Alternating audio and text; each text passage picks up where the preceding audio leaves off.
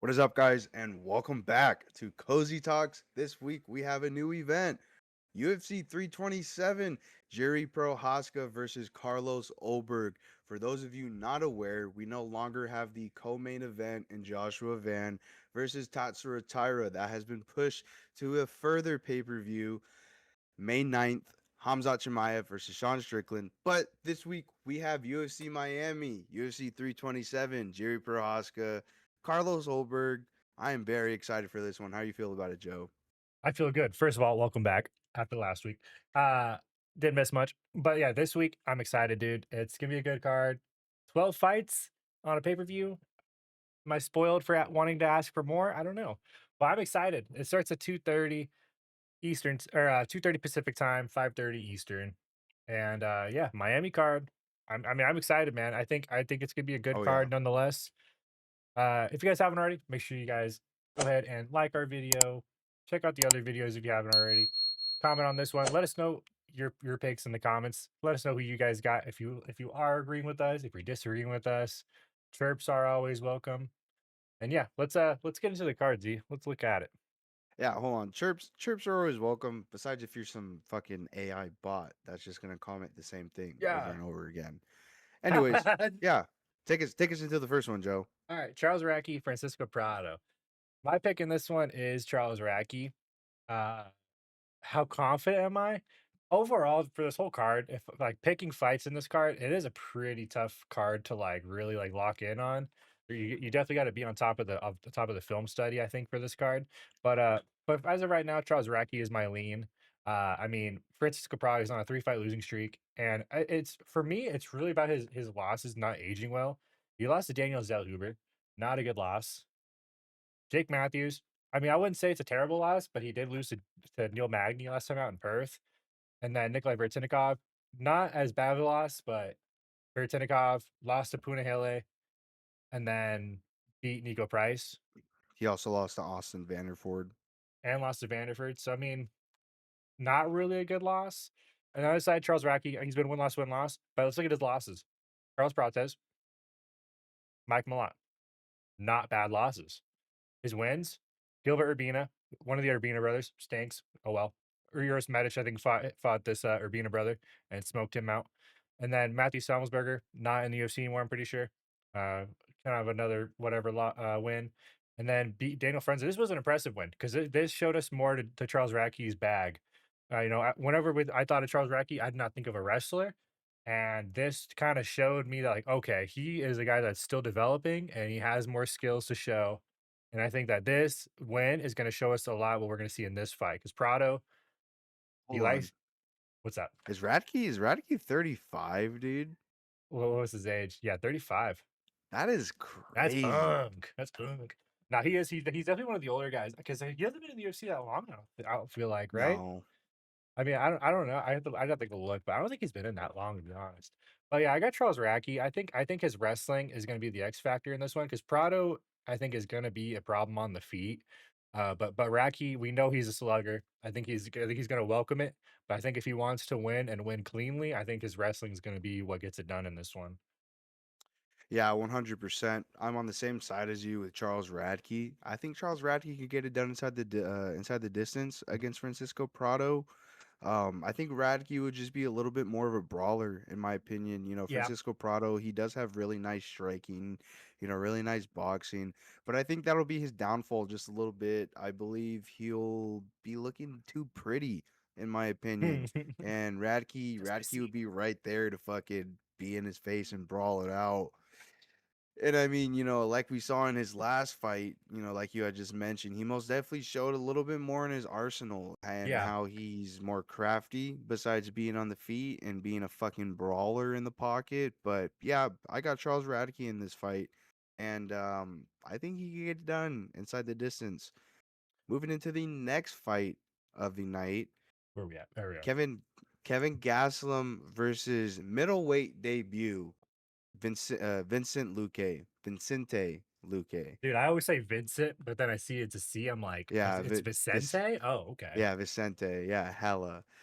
Anyways, Vicente Luque is the underdog in this fight, and I'm going with the underdog in this fight against Kevin Gastelum. I think Luque. I feel like he'll be a little bit more comfortable in this weight class, being, not really having to cut weight like how he's used to at welterweight. I mean, to be fair, he will be having to cut weight. Not I as mean, much. everyone cuts weight, but yeah, not as much as if he was fighting at welterweight for this fight. Kevin Gastelum, on the other hand, I mean, what has he done differently in any of his fights? You know what I mean? Like Luke, he has decent striking and he has great ground game. Now, Mm, I don't think he'll be able to hold a bigger dude like Gaslam to the ground. I could probably 100% guarantee that Gaslam is the stronger fighter between these two, but I'm going with the more crafty guy and Vicente Luque, and I really like his underdog price, so okay. that's Yeah, that's gonna be my pick in this fight. yeah. So I'm on the side of Kelvin Gastelum, and I think it's just like for me, it's about the resume of these guys. Vicente Luque, I mean, he had a brain bleed after he fought Jeff Neal. It's not even on here. It was a while back. And then he was out for a while. He was absent from UFC. He comes back. He suffers another bad loss to Joaquin Buckley. He beats Temba Garimbo, who is ass and sucks. Ass and sucks. I said that. Kevin Holland. Uh, Kevin Holland is, he's on this card and we don't know what he is. We don't know if he's good or if he's bad. And then Joel Alvarez, which we know, if you looked at that card, almost everyone's like Joel Alvarez by inside the distance, and it would have been. I think there was a controversial. If I remember, there was like something controversial in this fight, right? I Um, think so. yeah, Like it could have been stopped at yeah, one that I point. think that's what it was. Kelvin Gastelum, his last five, fought Chris Curtis. It's a Chris Curtis for 3 years ago who is good, especially a middleweight Chris Curtis. Sean Brady, not a bad loss. He's literally top three. D-Rod, not a bad loss. He's ranked right now. Joe Pyfer just beat Izzy, not a bad loss whatsoever. He went the distance with him after he just smoked out Izzy in 2 rounds. And then Dustin Stoltzfus, don't know why they give him to Dustin Stoltzfus. I mean, I thought that was a shit matchup, but he won that on a decision. It's kind of for me, it's kind of a battle who's more not washed here. Who's gonna be the less shit fighter. And Yeah. I hate saying that because I watched these guys for the last couple of years and I enjoyed watching them. But having to pick, I'm just basing it off of the resume and what I've seen in the past. And obviously the Kelvin Gastelum, obviously he has had weight problems in the past. Coming in too thick, eating too many tacos or whatever the fuck he does. But let's just hope his weight cut goes clean because I think if it does, then we could get a decent performance out of him. But it's not a big fight here, so we'll see what happens. But yeah, he's my pick. Let's go in the next one. We got Markel Medeiros and Chris Taco Padilla. The pick is gonna be Chris Taco Padilla. Both these guys are on win streaks right now. Markel only lost once in his career. Padilla, he's only lost 6 times. But his wins, his last five, just reading them on paper, they're just more savage. You know, smokes out this dude on regionals, comes to UFC, beats Hamas Leontop. This is a guy that Rufy went to the decision with, smokes him out, subs him, fucking stops Rong Zhu. Rong Zhu we know is like like a Chinese, like he's a super good like Chinese boxer. Who goes to split with Jai Herbert? I mean, that's one of those ones. It's like he almost had Ilya hurt, or he did have Ilya hurt when they fought with a head kick, dropped him. Jai Herbert's one of those guys who's kind of tricky to figure out. So I mean, I kind of like look at this. I'm like, sometimes it's a stylistic thing. And And then I he's like, mean, sorry, oh, my fault. Another thing as well is like Jai Herbert. He's a very tall, lengthy dude for this division as well. So yeah, yeah. The Ismail Bonfim, the lesser Bonfim brother, he smokes out. So Padilla just stands out more impressively to me on paper. Like Marco Madero, since he's been in the UFC, he fought what? He was on Contender Series, fought someone I haven't seen before. Beat Quinones, who hasn't really proven much in the UFC yet. Beat Austin Herbert, who isn't even in the UFC anymore, I don't think. And then beat Mark Chwinsky, who I'm like 99% sure isn't in the UFC. I feel like I don't recognize this guy whatsoever. So I mean, like he's fighting guys that are like they feel like layup fights. They feel like they're like fights that are like for guys that are already on their way out or whatever. And then kind of Taco's getting more of like the keep proving it fights. Like when I read his resume, I think Taco should be fighting up and not down. I Yeah, think this is hold another on. prove it fight for Taco, and it's kind of annoying that you're doing it to him. Another thing as well is like I've heard this, and I don't wanna be saying false shit. So Medeiros though, he is coming off of an injury, correct? Like he was out for a little bit. I don't have any of his socials, so I don't know. If that's what you're I hearing, I mean, it makes sense because what his last fight was 9. I mean, it might have not been a bad injury. 9 months ago is still a little bit of a time. He's yeah, lost I him just some, yeah. I don't know. one pretty much just from what I had heard was that Medeiros was coming off of some type of arm injury. But I mean, like 9 months is a pretty decent fucking break in between fights. Like we've seen fighters take more than a year and a half in between fights. But anyways, that's nothing compared to what we're talking to right now. I agree with Joe. I got Chris Padilla. Everything Joe said is pretty much exactly what I'm looking at in this fight. Mm, Medeiros, his record coming into the UFC isn't as impressive compared to Padilla. So I got Chris Padilla. I think Chris Padilla can make this a very interesting, fun fight, and hopefully Medeiros is ready for that because I think Padilla could get it done inside the distance mhm. in this fight. So moving on to the next fight of the night. God damn it, Joe, you gave me this one. Tatiana Ah, Suarez versus fuck. Lupita Loopy Poopy Poopy. Godinez. I gotta take a shit, boss. I got Loopy Godinez, in my opinion. Um One thing I am gonna say is oh, you're a clown, Joe. One thing I am gonna say is like Tatiana Suarez, she is gonna be the bigger girl in this fight. She is the taller fighter, and she is obviously the more stronger fighter. She has more of that American wrestling background. But I like the improvements from Godinez. I like um I like the contendership from Godinez compared to Tatiana Suarez. I mean, to be fair, Tatiana Suarez came up as a undefeated and favorite fighter to fight Zhang Wei Li. I mean, yeah, Zhang Wei Li was the only fighter to give Tatiana Suarez the L. But I mean, I don't, I don't know. I don't know. I like the prospect. I like the younger prospect in this fight because in reality, look into the future of this fight. Tatiana Suarez wins. What the fuck? So what? She gonna go fight Wei Li again? Yeah.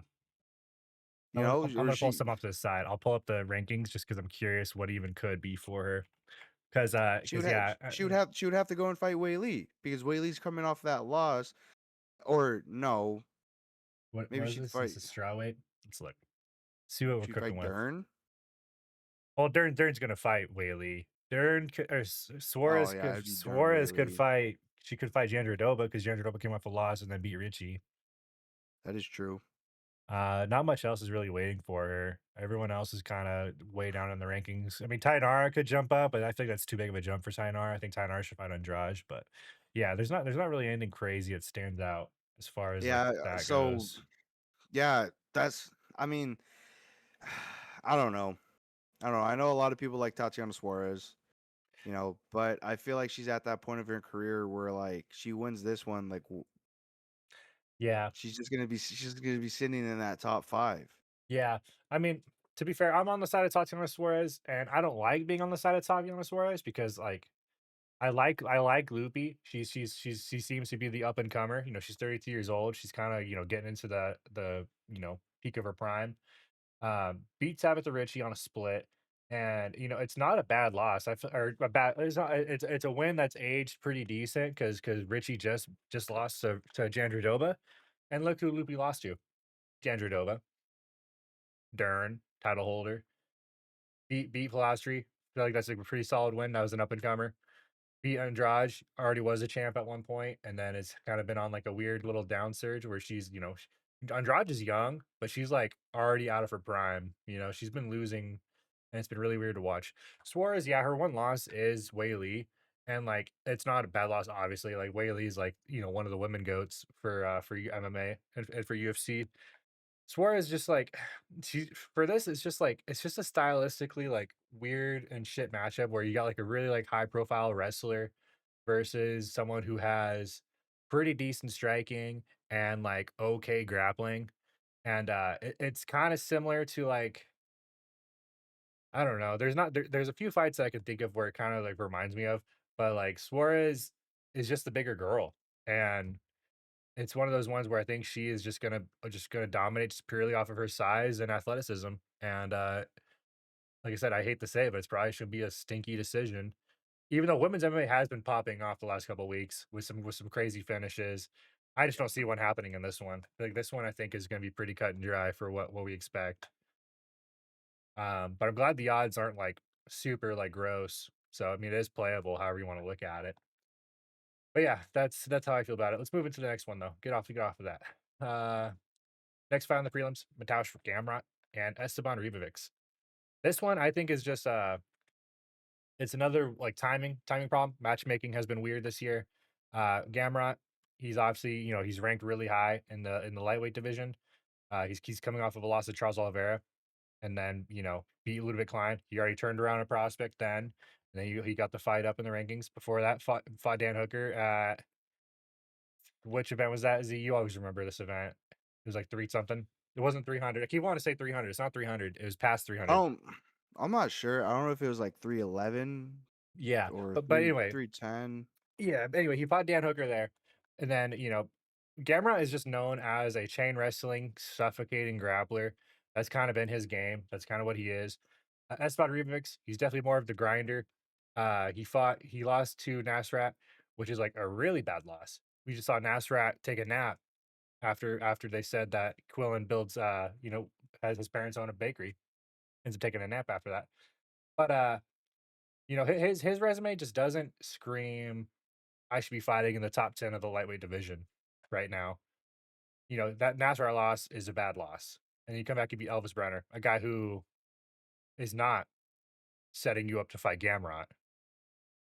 It's just it's a weird matchmaking one, man, and it's something I don't enjoy looking at. I mean, yeah, Gamrot's getting older. She's probably gonna be, eventually downtrending outside of the rankings. But Ribovics stylistically probably does not match up well with Gamrot because Gamrot is just going to wrestle his ass off and make this a ground fight. I mean, Ludwig Klein kind of had a similar style to Ribovics where he's just like a very sharp boxer, but the wrestling was just really what separated this, and he dominated Ludwig Klein in that one. Like that was just such a one sided affair, and I think that's what we're looking at in this one. And it's shitty. Z? We go from Tatiana Suarez and Loopy, a high level wrestler, to this another high level wrestler. Like, could you imagine we just get 2 fucking just web blanket treatments back to back, dude? And I feel like it's what we're gonna get, unfortunately. Yeah, I think that is how it's gonna be, but I think Esteban Ribovics will be able to figure it out.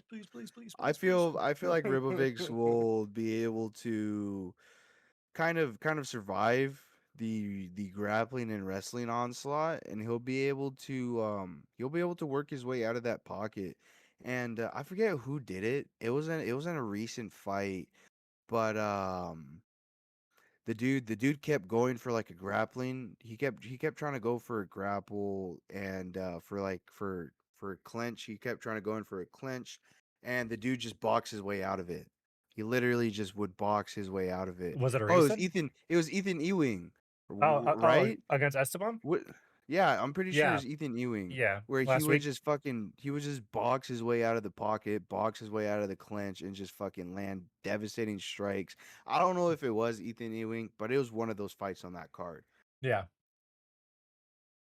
I mean, yeah, I guess anybody could be like, "Oh, if you go and you implement that game plan, you could win it." But I really that was the first time I've seen some shit like that.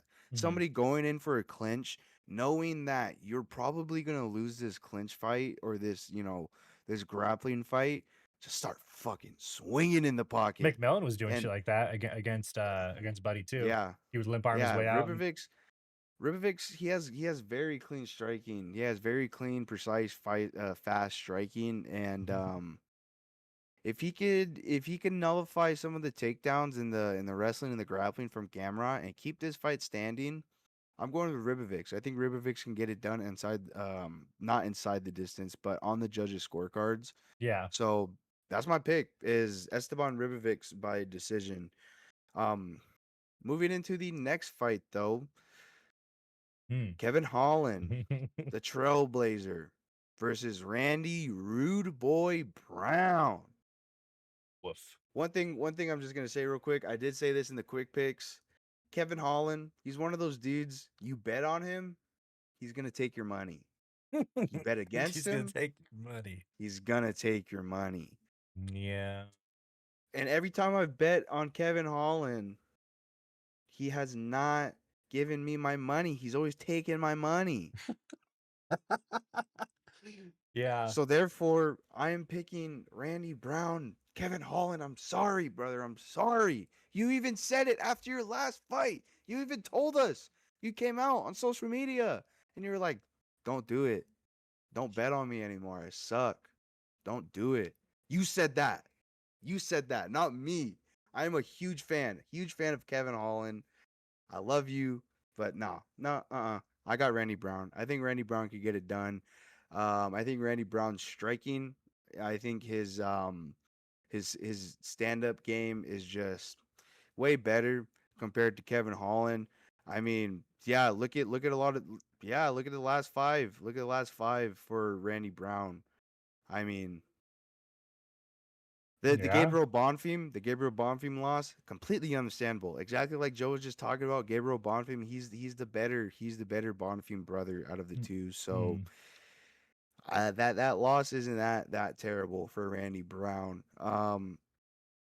Kevin Holland, on the other hand, though, one thing I do fear is exactly what Joe is talking about in these last couple of fights. Another fucking kind of a wet blanket, boring decision win, and I fear that on the side of Kevin Holland. I see Kevin Holland dominating in the grappling, in the clinch work.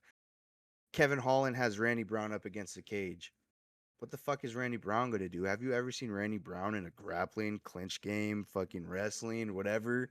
I mean, Kevin Holland literally submitted Vicente Luque.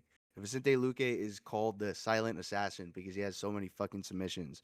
And Kevin Holland submitted him in round one. So that is one thing I'm scared for is Kevin Holland kind of grabbing Randy Brown and not really doing anything with it because like Kevin Holland hasn't really been that impressive in his last few fights. Yeah. So, but my pick is gonna be Randy Brown.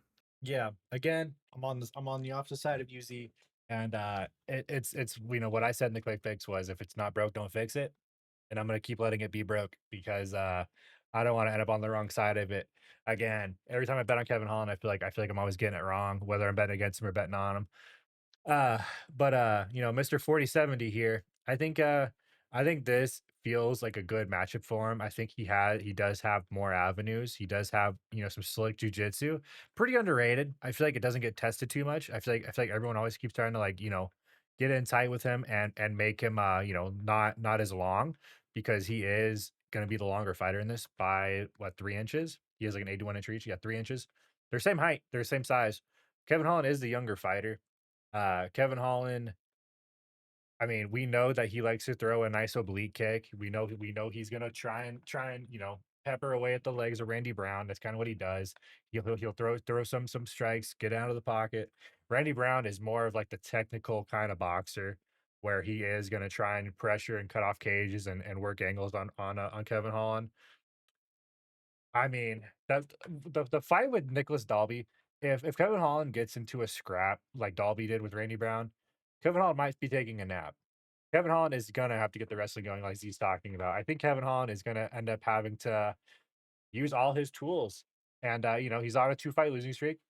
And I think he is gonna have to implement some of the ground game and really take advantage of Randy Brown's, not saying like he's not like efficient on the ground, but like I said, you just don't see him tested. He fought Gabriel Bonfim last time out, and Bonfim is like a known grappler. Like he's a solid grappler. But he knocked out with a clinch knee, Randy Brown. You lose to a grappler by knockout. That has me worried just a little bit because you're losing on something that you should be losing. I thought Boston was going to choke him out. I mean, that's kind of what I was looking at in that fight last year. Yeah, I think Kevin Holland gets this one done. I think this could be a decision fight. I think this could be a bit of a disappointing fight. This is a fight that I would really wish to see a finish in, but I'm just like, I'm not really sure. I think the prelims for this card are going to be pretty rough. Just on paper, it's kind of hard to read because, like, yeah, these fights could be bangers, but just stylistically, it just looks like it's going to be just like a lot of decisions, and it's going to be a long night before we get to the main card. Anyway, let's move on into the next fight of the night, which is going to be our featured prelim and the last fight of the prelims. We get the Bellator Featherweight Championship of the World. Two guys from fighting on the UFC. Yeah, no, we got two guys that are from the Bellator promotion, guys that never fought in the Bellator promotion, which is a surprise because yeah, these guys were both, they were hot and popular in Bellator before they came over. Pico, obviously, I don't think he got the title, but he was, one of the prospects that was like on the rise, and he was a big name at the time. Pitbull, obviously, to go to Bellator, he's definitely like one of the standing names up there. Him and like MVP. MVP, I wouldn't even really say was like a household name, but he was obviously like a big name for Bellator. But Pitbull is like the household name for Bellator. My pick in this one is Pico, though. He's got the Golden Gloves. We know he's got the super good boxing. We know he's got some great wrestling. I think he was a collegiate wrestler. Um, but it's like his problem is he's just reckless, right? He's 13-5, and he's coming off of a brutal spinning elbow knockout against Lerone Murphy. Not a bad loss. Obviously, I'm gonna say it's obviously not a bad loss, but it was his debut, and he won 3 straight when he was with BFL slash PFL or Bellator slash PFL, and every time we've seen him lose, it's been like it makes you wonder if he actually has like a glass chin or not, because it's like Johnny Walker esque like knockouts where he's like just full on napping. Like it's not it's and it has me worried. Like Pitbull, I don't think Pitbull's hands are gonna be a problem in this. I think the wrestling is gonna be, but I think when you have two highly skilled wrestlers like these two are, I don't think you're gonna see much wrestling. And if you do, it's gonna probably be on the side of Pico, to be honest with you, just because he's the younger guy. He's gonna probably have a little bit more of just a little more athleticism at this point in his career. Um, but yeah, it's tough to say how this fight's really gonna go. I think this is gonna be a decision fight, to be honest with you. If this was a 5 rounder, I'd love to see it. But a 3 rounder, I'm just like, yeah, it's too much there is that needs to happen in this fight for me to think that it won't go the distance. But I think Pico will have a lot of success on the feet with his boxing. Uh, and yeah, I think he's just gonna get it on the decision. So give me another decision win. And give me Pico. Yeah, I'm right there with you. I got Aaron Pico winning this fight against Patricio Pitbull. One thing I did mention to Joe, they never fought each other, which is really surprising. Joe mentioned there is a lot of hype around these guys. There was a lot of hype coming into the UFC. Mm. I got Aaron Pico, Aaron and Pitbull. I was gonna say Aaron Pitbull. I do think Pico could get it done inside the distance. I do think Pico can find a knockout win against Pitbull. I think Pico could find a opportunity to hurt Pitbull and then just go in there and overwhelm him. The Mm, reason why I say that, if I was Pico, bro, I'd be coming in with some type of vengeance, some type of grudge, bro. You get flatlined in your debut, mm, not just knocked out, not just TKO'd, flatlined, staring up mm. at the bright lights. Yeah, To be fair, Leron Murphy, it wasn't bad. It's not bad at all.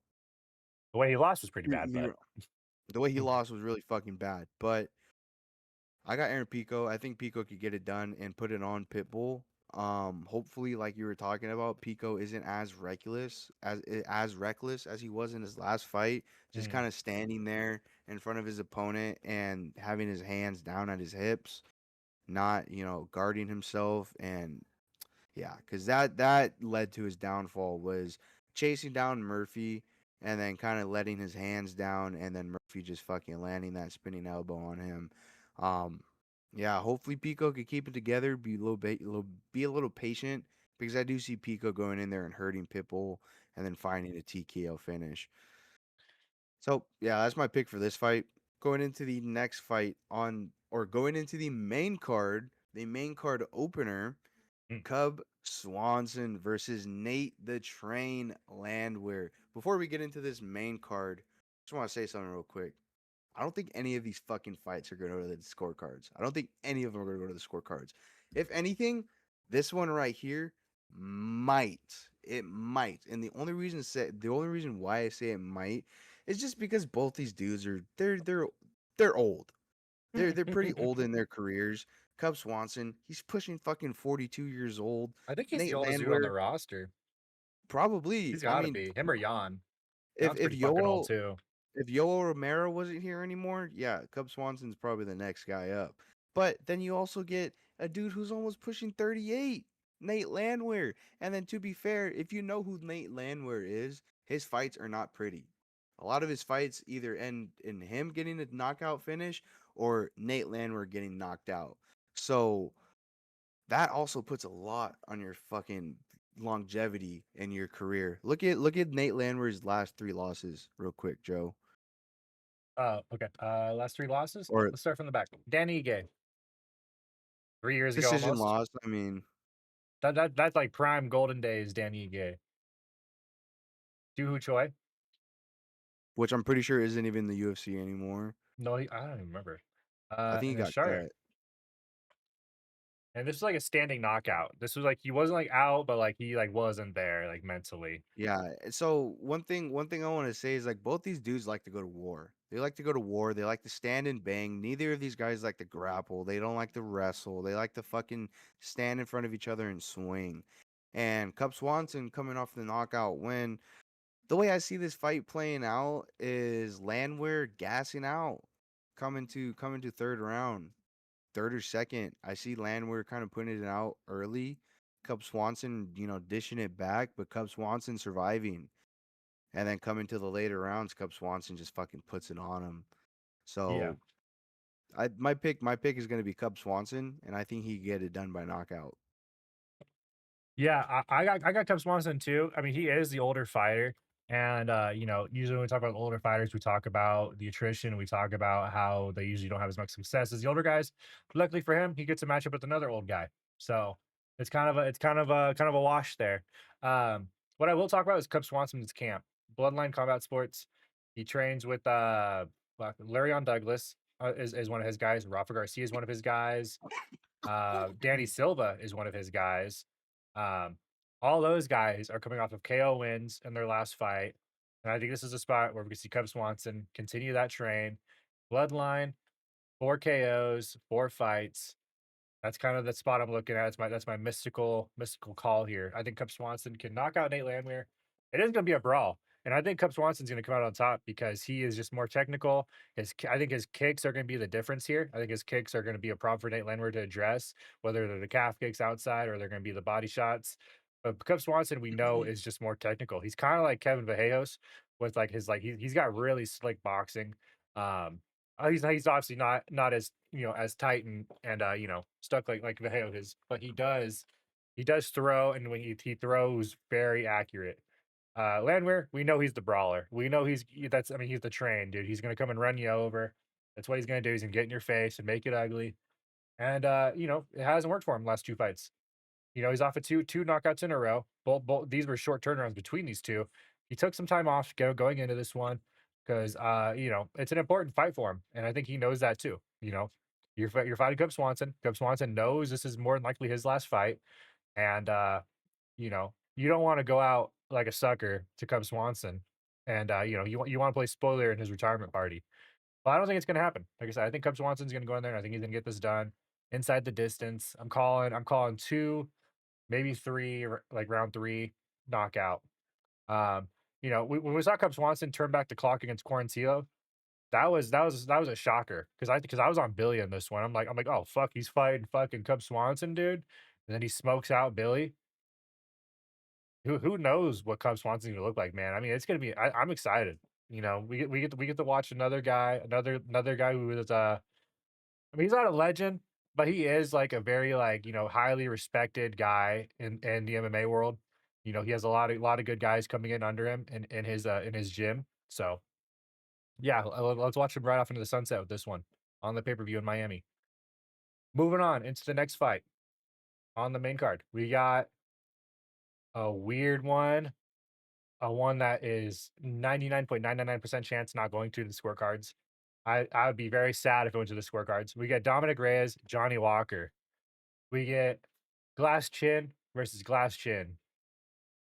I mean, that's just what it is. I mean, Dominic Reyes, when he came back from his bad knockout streak, he came in, got 3 wins in a row, very quick. These were all super quick turnarounds, by the way. 9 months, 6 months, whatever, and then 2 months between, and then he loses to Carlos Ulberg, who's fighting in the title fight on the same night. Johnny Walker on the other side, Anthony Smith, Onk, Volkan Ozdemir, Mingyang Zhang. This was probably the most surprising win of all these fights on this resume that we're looking at in front of us for the last five. This is for the one that was most surprising in my eyes because Zhang just looked like the fucking boogeyman. This dude was round one walking through everyone that he fought, and Johnny Walker got him out of there in round two with ease. He just smoked his tree trunk legs, knocked him on the ground, and then got him out of there. If we get that kind of Johnny Walker in this one, it's gonna be a long night for Dominic Reyes. But it could also because he's just a longer fighter, and we know that Johnny Walker fights with chaos. He's fast, he's athletic. Uh, I want to say he reminds me of Michelle Pereira. Funny enough, like he's like that big guy who like bounces in and out, and he just likes to make fights fun. But Dominic Reyes, we know, is a scrapper. We obviously we know, he arguably beat John Jones. We know the whole story behind Dominic Reyes. And it's just tough to say.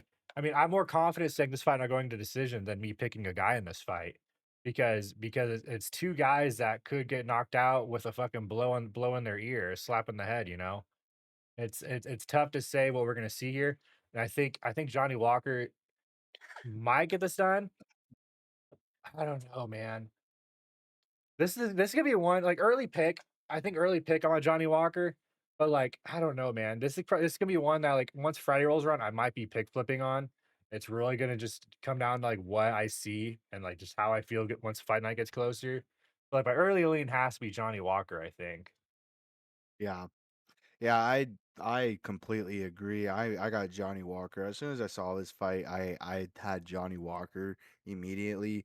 One of the things that I had talked about with Joe was you go and you look at those wins that Dominic Reyes put together before he met Carlos Ulberg, is that he is fighting low volume strikers and Anthony Smith, Nikita Krylov, and Dustin Jacoby. I mean, to be fair, Dustin Jacoby he has really amped it in Mhm. his recent fights with the striking, but compared to a dude like Dominic Reyes, who at one point, and a lot of people and I even agree, beat John Jones for the title, and Mhm. Dominic Reyes got robbed for it. But anyways, that's the past. Yeah. What I'm pretty much saying is Dominic Reyes is fighting another high level, very fast, very powerful, very athletic striker in Johnny Walker, which in his last fight he met a dude like Carlos Ulberg, who would you would say, leading up to that fight, Ulberg and Reyes, just based off their last few fights, are very on par when it comes to the striking and the efficiency and all that. Nah. No, Ulberg fucking smoked them. Smoked Reyes. Round one, you want to So pick a nap. so I feel like with Dominic Reyes, when he starts to get pressured, when he starts to get overwhelmed, he starts to crumble.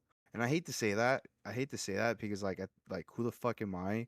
But like from this perspective, yeah, Dominic Reyes, it seems like as soon as he gets somebody who could match him or even outwork him, Reyes starts to lose that path to Like the victory, confidence.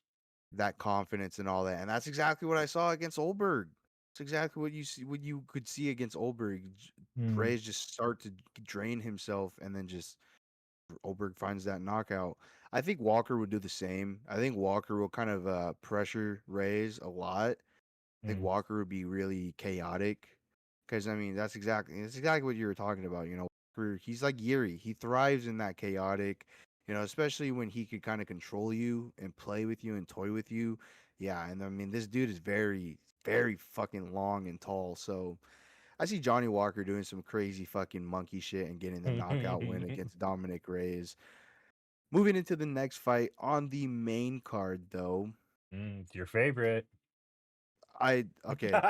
I'll just before we get into this, as soon as we saw this, me and Joe both looked at each other and we were like, "What the fuck are they doing? What are they doing?" Josh Hokic is coming off of a contender series win, coming off of two other fights, both by finish, by the way. Both of them are by finish, but he's fighting fucking nobodies. His last fucking fight was against Denzel Freeman, I'm gonna pull which something up. Keep which talking. which Josh Hokic finished Denzel Freeman in the first round. Okay, yeah, Josh Hokic is a very entertaining fighter. He's probably one of my favorite fighters right now, just based off of entertainment, just solely based off of entertainment. When I first saw this dude win his contender series, he came in with the whole Hulk Hogan persona, the Damn. fucking bandana, the glasses. I'm here to make the heavyweight division great again. These fat, sloppy fucking heavyweights are We're like, fucking stinking up "Rah! the place. And yeah, Yeah." we're like, yeah, fuck yeah, fuck yeah. And he goes and he knocks out, or he goes and finishes his next two fights. But then they give him Curtis fucking Blades, a top five contender in the heavyweight division, a dude who just fought Tom Aspinall. To be fair, Tom Aspinall knocked him out in the first round, but he's still in that title contention. He's still in that talks of a possible title shot. Now, is Curtis Blades going to get a title shot off of beating Josh Hokic? Fuck no. But still, though, Blades is up there with the top five. He's up there with the elite of the division. And Josh Hokic gets the opportunity to fight him. I mean, it is a huge opportunity for Hokic. But what the fuck even is this? Curtis Blades has been fighting top tier guys, elite level guys in his division, and Josh Hokic is coming off of a couple fucking finish wins off of a couple bums. So Mhm. I hate to say it, because in reality, Curtis Blade should go out there and absolutely mollywop Josh Hokic. These odds shouldn't even be this close. We're It there right shouldn't now. be almost a pick 'em fight. It should be fucking minus 500 to plus 300 for Josh Hokic. But I'm going with Josh Hokic. I got my guy Josh Hokic. I love Josh Hokic. I want to support him. I'm gonna roll with Josh Hokic. He's here to make the heavyweight division great again, and I got Josh Hokic. N word, N word, please. You think he'll lose to Curtis Blades? N Brother. word, please. So, I'm just gonna be a little more practical because it's MMA. I mean, anything can happen, right? That's why they made this, because they wanna see if anything can happen. Let's just play a little bit of UFC matchmaker, like we do this for a living, right? So, Josh Hockett, resume, okay? Contender series, beat Guillermo Uriel, cool. Max Jimenez, is he ranked? Mm, no. Denzel Freeman, is he ranked? No. Curtis Blades, okay? Are you ranked? Okay, right now you're number 5. You just fell down a spot. Cool, whatever. Um, you fought Rizvan Kuniev, which you arguably lost. I mean, that was a pretty close fight. You got smoked by Tom Aspinall. It is what it is. Tom Aspinall is the fucking champ. Jonathan Almeida, you beat. And Jonathan Almeida in this one, we thought was going to give Curtis Blades problems because of just how like wet blanket Almeida is and how big he is.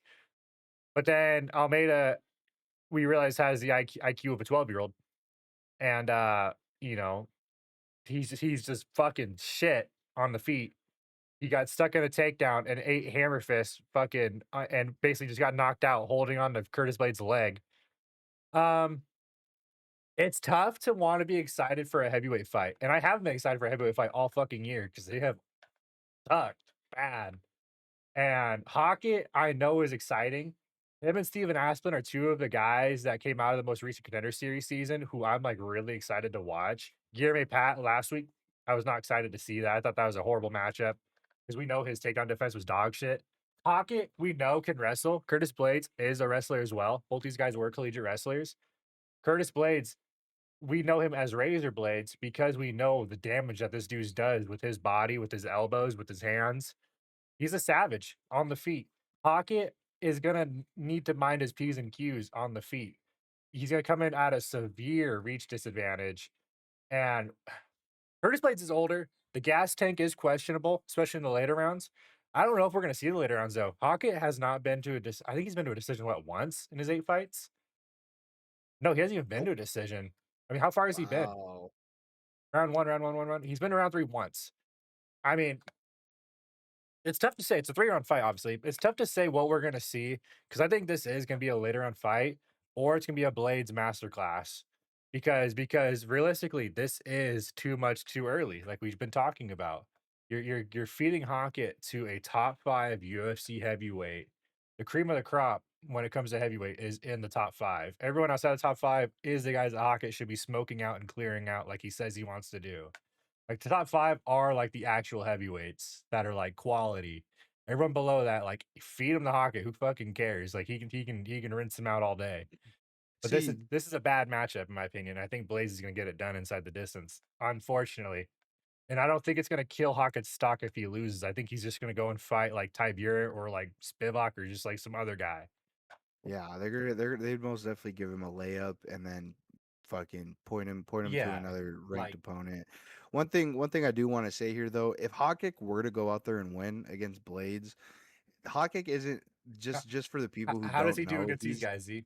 Yeah, yeah, Yeah. depends on what we see. Depends on what we see this Saturday. Honestly, Yeah. if we see another masterclass from Hawkick, I mean, I'll fuck shut my it, give mouth, him bro.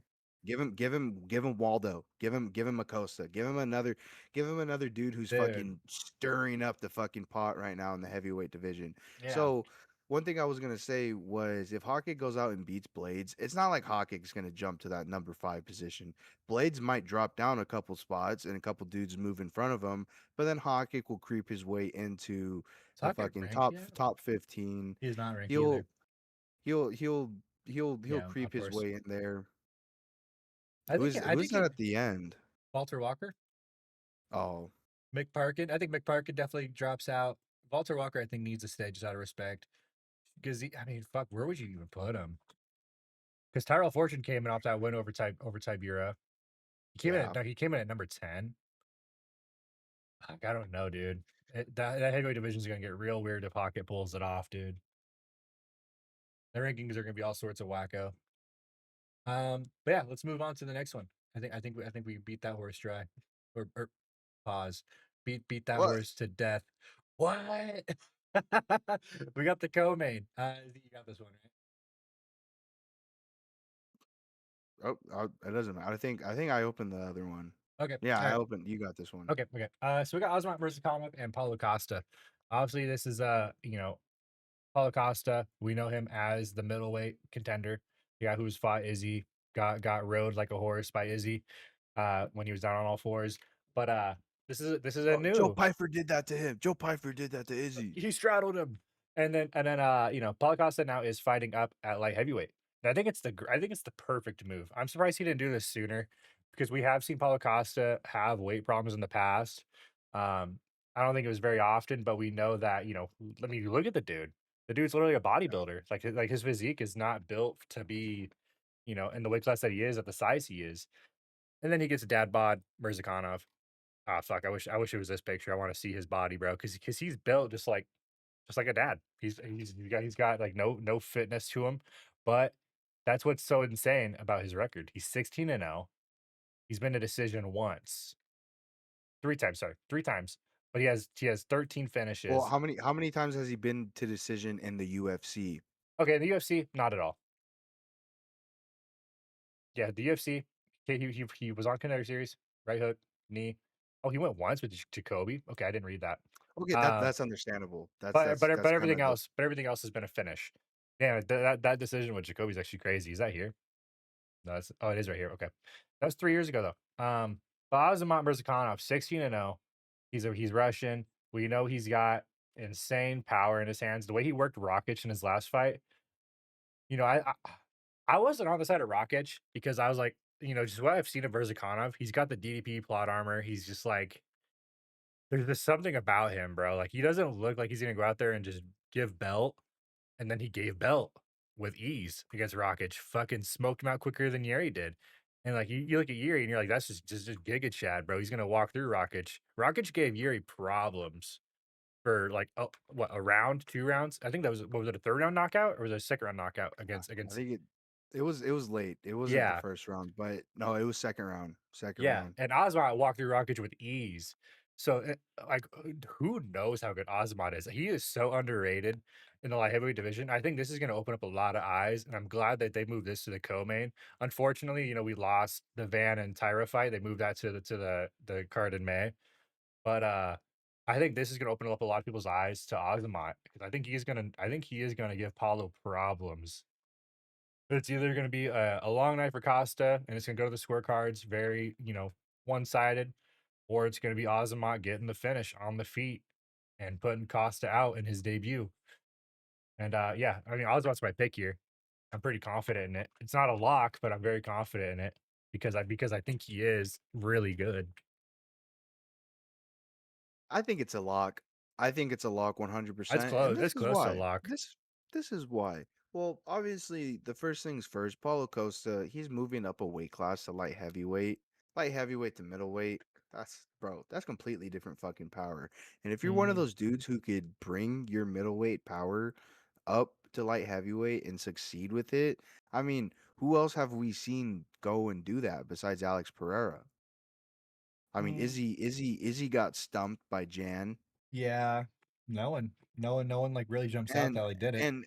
and one thing I'm gonna say about Ozma is that during the Ozma and Rocket fight, Rocket was fucking it looked like Rocket was bouncing around, piecing in Ozma just a little bit, but Ozma was patient. He He was was haunting. patient and he was waiting. He was waiting. Rocket was hitting him with those fucking leg kicks to the stomach, keeping his distance a little bit. And as soon as Rocket stepped in, got in Osmond's range, I'm pretty sure it was just a fucking power jab that Osmond landed on Rocket and dropped him. Mhm. Yeah, yeah, yeah. Just It a was just jab. a fucking jab that Ozma lands on Rocket after Rocket's bouncing around on him, landing these distant strikes, and Ozma just fucking hits him once, drops him, and gets on top of him and fucking finishes the fight. The another thing about this is what ways does Paulo Costa have to win this fight? He doesn't have a Paulo knock. Costa gets Paulo Costa gets Ozma up against the cage. Hasn't Do you really think Paulo Costa is going to be able to keep Osmont up against the cage in a clinch, in a clinch, in a grappling? Osmont's going to fucking rip his arm off and turn around and get out of there. Paulo Costa sits and stands and bangs with Osmont. The way he did with Yoel Romero. Paulo Costa's going to fucking sleep, bro. Mhm. Osmont's gonna do exactly what he did to Rocket. He's gonna be patient because that's the scary thing about this guy as well, is that he has so many knockouts in the UFC. And going off of his last fight, he's not one of those dudes who are crazy, hectic, flashy, trying to get you out of there. Mhm. He's patient, composed, calm. Will wait for you to slip up and he'll fucking make you pay for it the way he did with Rocket. So I think it's gonna be the same thing with Paulo Costa. It's gonna be the same thing with Paulo Costa here. Paulo Costa, get ready, bro, because It's about to be light hell. heavy shit ain't sweet, dude. Shit is not sweet, and they're giving you a straight murderer. Mhm. And it's not like Paulo Costa, on the other hand, is impressive. I mean, yes, to be fair, when he was a little bit younger in his career, coming up and going to fight Izzy for the belt, yeah, he was top prospect then. He was But undefeated at the now, time. yeah, he was undefeated at the time. But like now, I mean, two and three in his last five. And Osmond's just been fucking murdering dudes ever since he came into the UFC. So give me Osmond Mirzakhanov to give Paulo Costa his second TKO KO in the UFC. Moving on to the last fight of the night, the main event. If you guys haven't already, go ahead and drop a like on the video, subscribe, comment, let us know how you feel about this card. I'm very fucking excited. Like Oh I yeah, said, baby. I don't think any of these fights on this main card are going to touch, sniff, scratch, look at the judges' scorecards. I think we're going to get pure violence in this main card, and it's going to be another main card with nothing finishes, just like UFC Seattle. But the main event, the moment we've all been waiting for, the best for last, Jerry Prochazka versus Carlos Black Jag Ulberg. I just want to say, Ooh. huge fan of both of these guys. More of a fan of Jerry Prohaska. Carlos Ulberg, though, we've seen this guy who, since he's come into the Contender Series, made his debut, has been finishing dudes, has had some pretty dominant performance, or not dominant, but pretty good performances against some of the elite, the cream of the crop in this division. But then you also have a dude like Jerry Prohaska, who is 32-5, I'll show him real 32 quick. wins, Show you something. 32 wins, 31 bodies for Jerry Prohaska. Nobody else has beaten him in the UFC besides someone who is in the GOAT contentions, who is at the very crisp of pushing John Stinky Bones Jones out of the way and moving up to the greatest of all time, the baddest man on the planet, pushing out Francis Ngannou, Mike Tyson, Alex Pereira. Alex Pereira is the only man to beat Jerry Prohaska in the UFC. Mm. I got Jerry Prohaska all day, bro. I got Jerry Prohaska all fucking day. I bet my life savings on it. I bet Jerry Prohaska fucking knockout, submission, hammer it. Hammer it. Will you shave the Because beard if Yuri loses? if Jerry loses, I will shave my beard. No, don't do it. Don't. I will Yeah. shave my beard if Jerry Prohaska loses. Oh.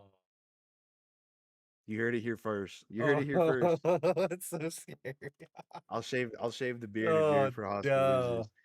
Anyways, the reason why I don't think Prohaska could lose this fight though is because, well, I just named two of them. The only person to lose against, or the only person to beat Prohaska in the UFC is Alex Pereira. Mm, And Jerry Prohaska, though, in his last fight, it was very scary. Especially going into that third round. Even the commentators had noticed it. Jerry, his body language, he doesn't look the same. He doesn't look like the Jerry bouncing around, trying to look for angles, trying to look for those nasty strikes. He was just getting pieced apart by Khalil Roundtree until something fucking snapped in Yuri coming into the third round. And Yuri knew, I mean, to be fair, they probably did tell him, like, hey, dude, you're fucking 2-0 right now. You need a finish. So when you tell a dude like Jerry Prohaska that, you ignite not only a fire, but a fucking, like a a killer. fucking a volcano. Mm. You erupt a volcano inside of that man. And he went out there and he fucking murdered Khalil Roundtree. He started putting it on him. Khalil Roundtree couldn't keep up. He started drowning Roundtree until he found that kill shot and fucking dropped Roundtree bad. I think in this fight it'll be kind of the same. It'll be kind of the same as the Prohaska Dominic Reyes fight. We are going to see nothing but a fucking bloodbath in this fight. It is going to be a lot of back and forth, a lot of dudes getting, one or the other dude getting rocked badly. But I got Jerry Prohaska, bro. I got Jerry Prohaska Mhm. finding the deep end, finding his flow, his rhythm, all in the deep end. I'm sorry, my cat is going insane right now. All right, so let me take a rip at this now. So I agree with Z. I'm on the side of Yuri. And the reason I'm on the side of Yuri is because it's Yuri. No, because we know that he's a killer. We know that he has killer instinct. We know that he doesn't go to the scorecards often, if ever. He's already been a champ once, but he wants to get back to the top of the mountain. Last time he got it, he beat Glover by that rear naked choke. Um, and his only losses in the UFC have been Alex Pereira, and both those were title fights. And if he didn't tear his Achilles, was it him? No, it was Jamal Hill that tore his Achilles. But Yuri had a shoulder injury. Yeah, he That he did have an injury where he had to vacate. Yeah, so he had to give up the title, and now he wants it back. And this whole time he's been trying to get it back. He probably would have never lost it. Who knows what the timeline would have looked like at that time if he never had the injury, what these fights with Alex Pereira would have looked like. Because, it would have been him being the hunted and not the hunter the whole time. But he gets Carlos Ulberg, the up and comer, but he's older. That's the thing that's kind of wild. He's the older fighter. Yuri has so much more fight experience, and he's younger, and he's longer in the reach, but he's gonna be shorter. The thing with Yuri is he bounds a lot. He has a bit of a like an in and out blitz, right? Not very much like karate, like Wonder Boy and MVP. But he does like have a bit of a timing thing that I think Ulberg is going to try and take advantage of and pick apart the legs because that's what Ulberg does. Ulberg is a kickboxer. He trains out of City Kickboxing with like Navajo Sterling and Izzy and all these other guys that are from there. And that is whoa, it was a blue screen of death. And that and that is gonna be the problem Yuri needs to address quick because Khalil Roundtree gave him fits, Rakic gave him fits, all and just attacking the outside calf kick on Yuri and just staying at range and being hard to hit. Carlos Ulberg has been a hard guy to hit. He has really good boxing. He's just athletic. He can move around quick. His one loss was to Kennedy and Nzechukwu, and that was early in his UFC run. And he's gassed out. If this gets to the later rounds, I'm curious what we're gonna see out of Carlos Ulberg because Carlos Ulberg has only had 3-round fights. I mean, this was technically a 5-rounder. Yes, this was in Perth, but this was a round 1 fight. Like, it was not 5 rounds. If we are truly gonna see what Carlos Ulberg's capable of, we need to see this get into the later rounds and see if this guy is actually gonna be worth a damn. Because Yuri is not gonna go out like some bitch in the 1st or 2nd round. He's gonna drag Ulberg to the deep end and make him have to fucking fight to stay above water in these later rounds. And I think that's just gonna be too much. Yuri has been in plenty of 5-round fights in his UFC career. Yeah, man. I think Yuri gets this done, dude. These are obviously like the early locks, but these are fights that I'm very confident in. Oh Especially, yeah. I mean, Yuri, I'm like, I don't want to say he's a lock because I don't want to like jinx a lock. My lock's been pretty shit the last couple weeks, but he's like as close to a lock as I can get with like confidence. But I mean, like it's his Ulberg, man. Who knows what we're gonna get out of Ulberg? Yeah, one thing I am gonna add here is two things actually. If you don't know about Jerry Prochazka, if you don't know the type of mentality, the type of lifestyle that he lives, he even said this before. He lives the Bushido lifestyle, and if you're not familiar with that, it's literally kill or be killed type of Mhm. mindset, death before dishonor, and he lives by that. Jerry Prohaska has talked about how he has locked himself away in a room just full of darkness, just in a dark room with the door closed for more than 24 hours. I mean, there's a video of him standing outside of the stadium prior to a fight. I'm pretty sure it was against Alex Pereira, but he was standing outside the stadium. He was trying to feel the energy.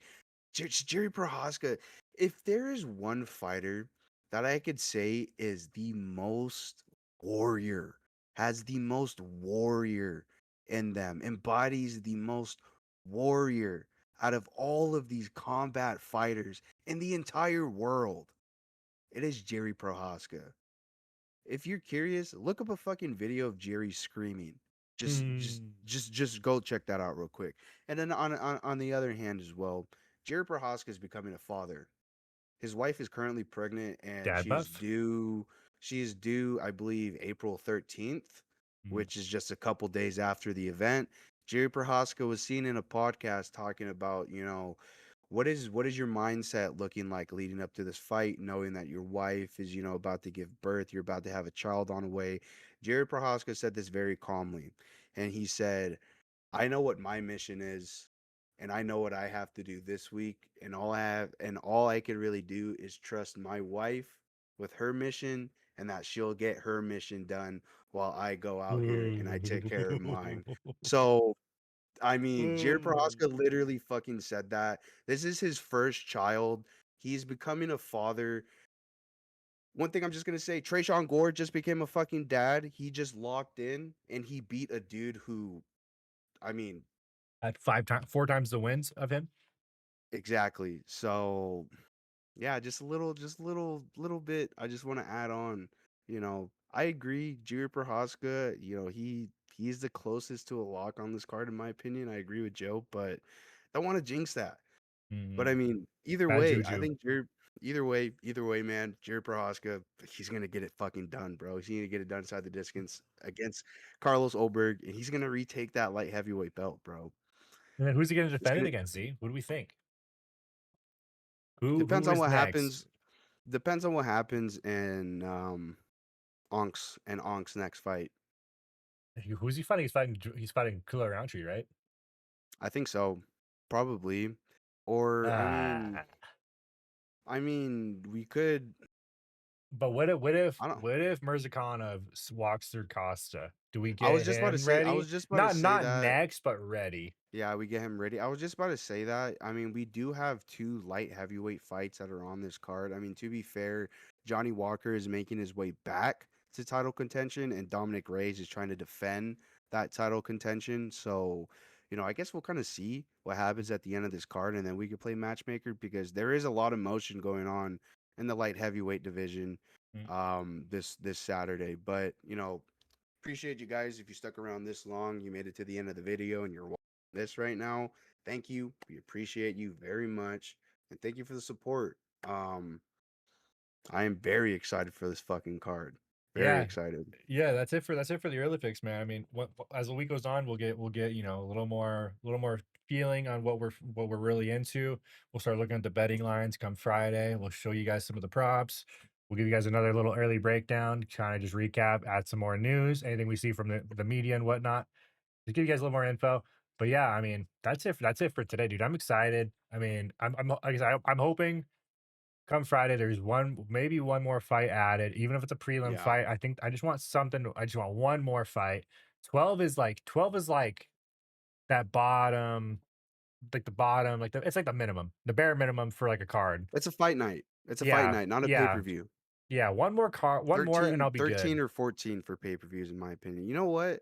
Give fucking Torres, give Manuel Torres some fucking nobody, bro. Since you guys Oh wait, no, to be fair, Manuel Torres pulled out of that fight and Yeah, no, I don't know what they do, bro, but they yeah, need I to don't do know. something. If they don't, it's okay.